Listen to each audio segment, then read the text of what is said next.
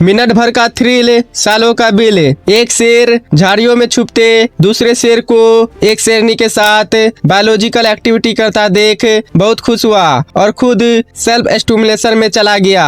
कभी आपने ऐसा ना सुना और ना ऐसा होता देखा होगा। प्रकृति में कोई भी एनिमल दूसरे को बायोलॉजिकल एक्टिविटी करते देख के एक्साइटेड नहीं होता, लेकिन ह्यूमन बीइंग के अलावा पूरी दुनिया में ऐसी कोई भी स्पीसीज नहीं जो दूसरों को बायोलॉजिकल एक्टिविटी करता देख खुद मजे लेती हो या सेल्फ स्टिमुलेशन करती हो। पर ह्यूमंस बड़े खुश होते हैं। आज 300 के रिचार्ज में एक इंसान इतनी ज्यादा वुमेन्स को नेकेड परफॉर्म करता देख सकता है जितना आज से कुछ साल पहले एक राजा पूरी जिंदगी में नहीं देखा होगा। बायोलॉजिकल ड्राइव एक बहुत पावरफुल मोटिवेशनल फोर्स है। प्रॉब्लम सेल्फ ग्रेटिफिकेशन नहीं बल्कि हाई स्टिमुलस डिजिटल कंटेंट है ह्यूमन रेस को इन्वॉल्व करने के लिए। यहाँ आपकी प्रॉब्लम सेल्फ स्टिमुलेशन नहीं बट एडल्ट विजुअल कंटेंट है। वो परफेक्ट सीन है जो ढूंढने के लिए आप घंटों बिता देते हो। Internet adult visual content drug addiction से भी ज्यादा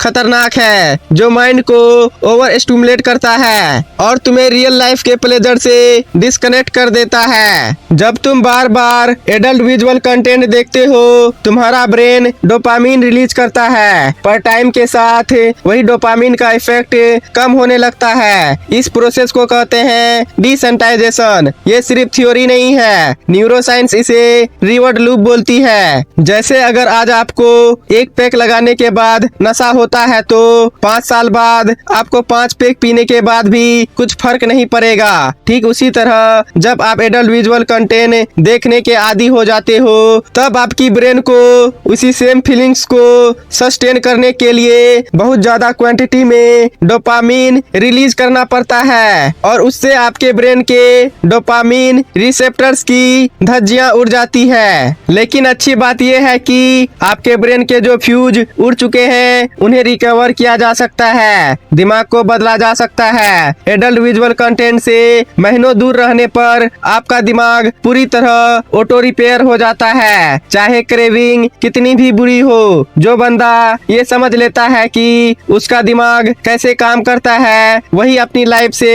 एडल्ट विजुअल कंटेंट को पूरी तरह अलग कर पाता है। बॉस, एडल्ट विजुअल कंटेंट तुम्हारा प्लेजर नहीं तुम्हारा प्रिजन है और जो बंदा अपने डोपामिन पे कंट्रोल कर गया वो दुनिया का सबसे पावरफुल इंसान बन गया। क्योंकि अगर तुम अपना डिजायर कंट्रोल कर सकते हो तो दुनिया का कोई भी ट्रैप तुम्हें तोड़ नहीं सकता।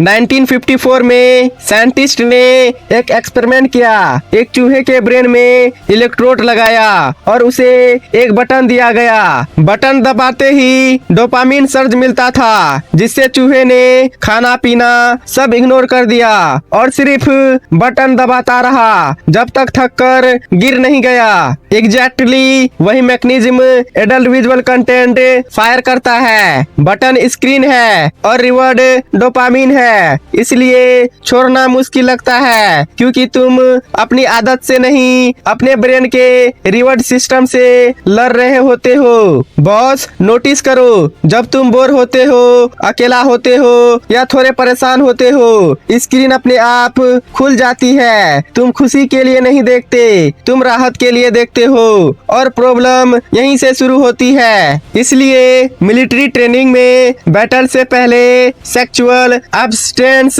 रेकमेंड की जाती है। इसलिए पुराने योद्धा, मॉन्क्स और समुराई भी बैटल से पहले अपनी डिजायर पे कंट्रोल रखते थे। उनका मानना था जो अपनी एनर्जी को संभाल सकता है वही तलवार को सही वक्त पे चला सकता है। डिजायर पे कंट्रोल फोकस को वेपन बना देता है क्योंकि जो अपने अजस का गुलाम होता है वो कभी युद्ध नहीं जीत सकता।